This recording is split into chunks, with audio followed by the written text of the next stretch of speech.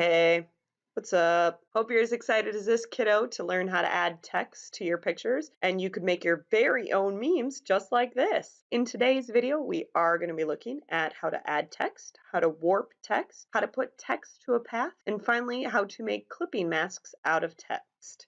To help you practice all those things, I'm going to have you use the starting file that I've given to you on the 4-1 video tutorial assignment on Schoology. So if you scroll down to the bottom, I would like you to download the texttools_raw file. And then remember, when you open that up in Photoshop, the very first thing I want you to do is to do a file save as, and you're going to save that to your OneDrive Triton folder in graphic design in Unit 4. And you should see what I'm seeing, which is a picture of this dancer. So we are going to add text to this layer, and the first thing I want you to notice is that there's already text on our picture, and it's this dancing with type. And if I look over at my layers panel, I'm also going to see a text layer called dancing with type, and I know it's text because it's got that T there.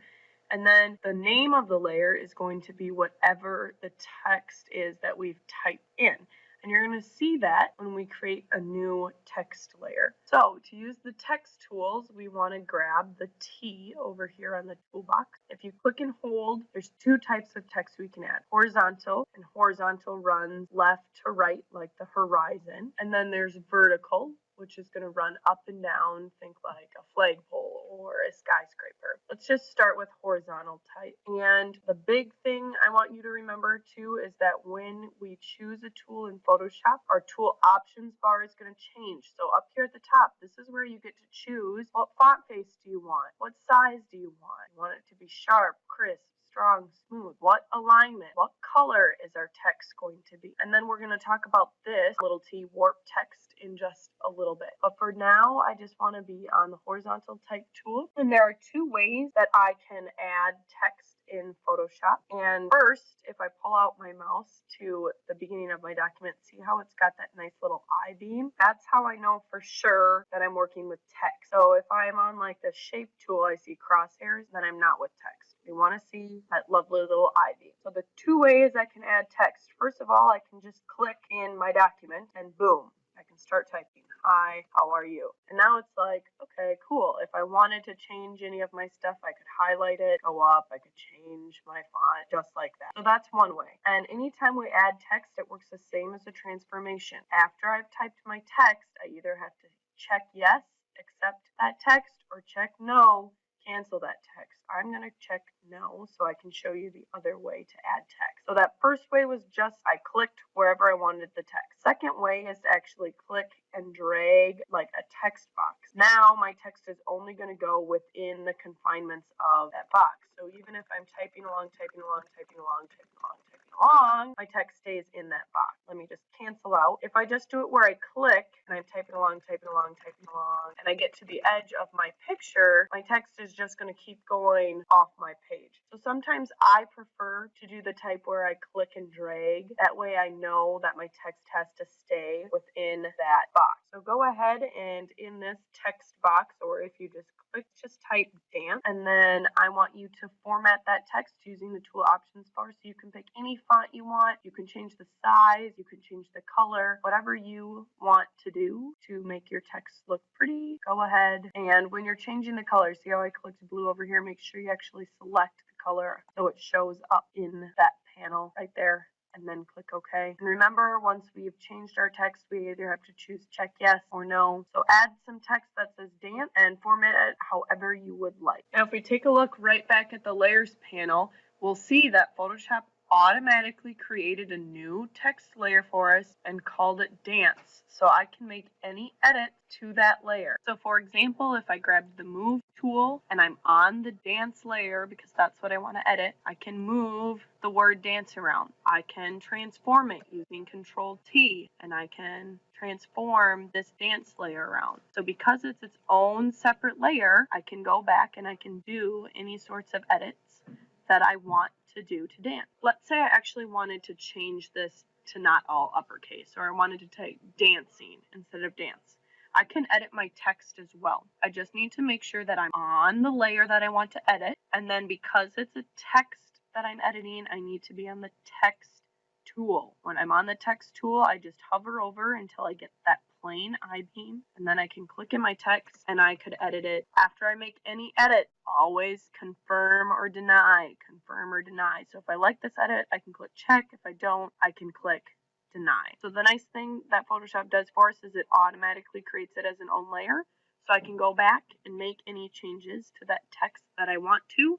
I just need to make sure that I'm on that layer that I want. And then if I'm editing the text, I need to be on the text tool. And any other edit, obviously I could be on the move tool to move it or the move tool to transform it. So you should have some horizontal text inserted onto this picture, and you can transform it if you want. So I had mine kind of at an angle. You can do that. The next step I want you to do is to add vertical text. So remember, that's clicking and holding on text, choosing vertical, and it works the same way. You can either click and just start typing, and it's going to go vertically, or if I don't like that text, I can do a click and drag, so my text only stays within that text box that I have. So I want you to add some vertical text, and then definitely try to reformat it into some different sizes, different colors if we want a different color. And then when you're done, make sure you check to save that. So you should have horizontal text added, and you should have vertical text added. The next type of text we're going to talk about doing is warped text. And if you remember, that's when we chose the text box tool, and up here on the tool options bar, it was that little T with kind of the line arcing underneath it. That's going to be where we go to do warp text. Now the word warp means to change the appearance of something, and so warping text is going to be kind of making our text look different. We're going to warp this dancing with type layer. So for warp text, you actually need to have text already on your document. Then I'm going to select my dancing with type layer. So over here in the layers panel, I'm just going to click dancing with type. I need to be on the type tool because I'm working with type. Then I just click on my dancing with type layer, and then I can go up to my warp text button. I'm just going to click that, and right now it says none. So it looks normal. If I want to add an effect, here are the different ways I can warp. I can arc, I can bulge, I can wave, I can fish, I can do any of those. So if I click flag, this has now warped my text to look like a flag. And I can choose these little sliders to make it more or maybe less of a flag, okay, or more of a vertical distortion. So see, as I do that, it changes it. And I can either choose okay if I like that or cancel. Let's say I click OK. Then I'm looking at this and I either have to confirm or deny. So I confirm. I'm like, oh my gosh, that's really, really ugly. I can't even tell what it's saying. You can still edit it. That's fine. Make sure you're on the correct layer. You're on the text tool. Click into your text. Then I just choose warp again. And here I'm back to flag. Maybe I don't like that. Or maybe I want to change my sliders. Okay, I can change my sliders. Maybe I want to just go to an arc. Or maybe I want to see what squeeze looks like. So I can change my warp text once I've done warp text if I want to. I'm just going to go to wave, maybe make it a little waved. This looks good. Click OK. If that's good, click the check mark and I'm done. So I want you to warp your dancing with type layer to anything that you think looks good. And I'll be able to tell if you warped your layer, first of all, obviously if I can see the warp. But then the second place I can look is over here in the layers panel. My normal T has now turned to a T with an underline. So that looks exactly like the T with an underline looks up on the tool options bar where we went to warp our text. So if the layers thumbnail now looks like the warp text button, I know it's warped. Next, we're going to do text to a path, and text to a path is text that goes around a certain path. So we're actually going to make text that goes around our dancer. So first we have to make the path. We have to make the area that the text is going to go around. So we want to select our dancer, and it doesn't matter what selection tool you want to use. You can use a quick selection, you can use a magnetic lasso tool, and as I'm selecting here, I'm like, what the heck, what's it doing? Well, look over on your layers panel. I'm on a type layer, so it's not recognizing what I'm supposed to be selecting as the dancer. Make sure you're on the dancer layer. I have text selected right now, so I'm going to do Control D to deselect. Now when I'm making a selection, Photoshop is going to read my dancer easier because I'm actually on the dancer's layer. So I want to select my dancer, and I'm going along, and I'm not doing the greatest job. I do want you to do a nice job, but remember, Alt switches between if we need to take away some of that white area, Shift add. So get your dancer selected, because that's where we want our text to go around. Right now it's just the selection. I want to make it into a path. So I'm going to right click, and here it says make path. If that's good, I just click OK, and now it's made a solid line. So that shows me where my path is going to be. That's where my text will go around. So the first step was to make a selection. Then I had to right click and do make path. Now I'm ready to add my text. So grab your text tool. I want it to be horizontal. And you're going to hover over where you want your text to start. I want it to start right here by her arm. Notice when I hover over, it's got that dotted little curvy line. If it doesn't have the dotted curvy line, I'm not on the path. I have to see the dotted curvy line. Then I can click. And now when I start typing, my text is just following right along on that path. So I want you to add text to your path, and it should go all the way around your dancer. You can use just gibberish like I'm using, obviously, if you want. And then when you're done, you can use Control A to select all. And if you want to change the font, you can change the font to something different. If you want to change the font size, you can change the font size. But we do want text to go all the way around. Change the color if you want the color to be changed. And then if that looks good, as always, we've got to check to keep our text to a path. The last type of text we're going to look at is doing a clipping mask. Now, a clipping mask is where we have text and then we actually have an image that is the fill of the text. So here's an example. See, we have the wild text and then we have the zebra image or the zebra fill of the text. So we're going to add a clipping mask to our vertical type that's dance right here. So the first thing that I need to do, obviously, in a clipping mask is have some text. Boom, we already have text. The second thing I need is my fill or my pattern that is going to show through my text. So that's just easy. Head out to Google and then let's do tie-dye or a pattern. I don't know, you could do Skittles or whatever. And just pick any pattern that you want your text to be filled with. So this looks great. And then all you need to do is just copy that image. And then over in Photoshop, I'm going to just paste. So I'm going to use Control V and here's my fill. I'm going to go on the Move tool. Now the order that my text and my fill layers are is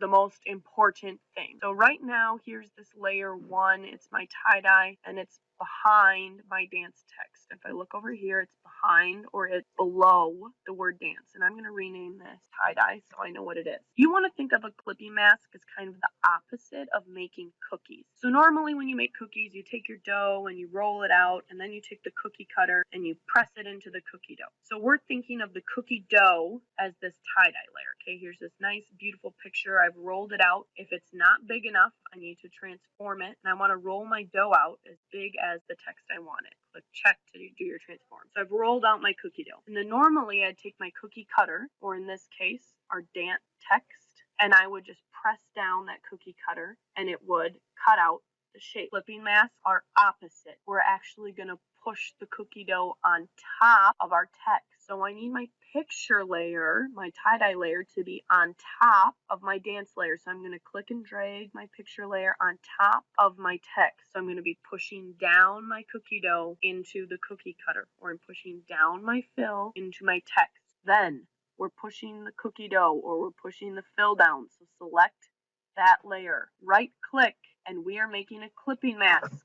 So we're choosing create clipping mask. And then notice it's pushed it down, and now all I have is that fill. And right now I can still be on the move tool, and if I'm on my tie-dye layer, I can still move that dough or that fill around. So if I actually want to move it together, remember that's the case where I need to link my two layers. So if I want to be able to move this dance and not just move my cookie dough fill, if I want to actually move the dance type and that fill together, I need to link both layers. So I'm going to select dance, I'm going to hold control, click on my tie-dye fill, and then I'm just going to link. And now when I use the move tool, they move together. And I can tell that I have a clipping mask applied right now. If I look over at the layers panel, I've got a little arrow downwards on my fill layer because it's saying I pushed down that cookie dough fill into my text. And then my text is underlined to say, okay, that was what my cookie cutter was. So clipping masks are pretty easy, and they're really fun to do. If you've got all of these types of text demonstrated, so first we have a horizontal type of text, then we did a vertical text, and we warped the dancing with type layer, we added text to a path around our dancer, Then finally, we added a clipping mask to our vertical text. If you've got all of those, and this is what I want to see, I want you to do a file, and you're going to do a save as, and let's keep it as a Photoshop document so you can just leave it as .psd. And this file, I do want you to submit to the Photoshop Text Tools video tutorial assignment on Schoology. Check it out, you're already a meme. Oh, man, Chris, this computer is telling me that you done swifted up.